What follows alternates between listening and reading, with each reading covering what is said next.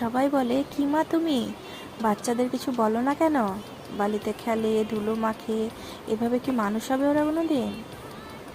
আমি শুধু হেসে থাকি, কিছু বলি না, চুপ করেই থাকি যতটা সম্ভব।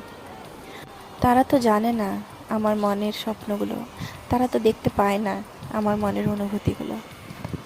এই তো সেদিন 7-8 বছরের স্বপ্নগুলো আমার চোখের সামনে ভেঙে গিয়েছিল চুপচাপ।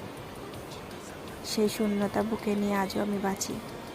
তাই যখন দেখি আমার ছেলেমেয়েরা বালিতে খেলে, ধুলো মেখে হেসে ওঠে, আমি বাধা দিতে পারি না।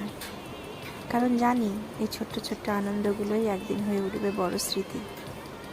যে আনন্দটা আমি পাইনি, যে শৈশবটা আমি ছুঁতেও পারিনি, সেই শৈশবটা ওদের চোখে দেখে আমি নতুন করে বাঁচতে পারি। হয়তো সবাই বুঝবে না, হয়তো বলবে আমিই ভুল, কিন্তু মা তো সেই যে সন্তানের হাসিতে নিজের জীবন খুঁজে পায়।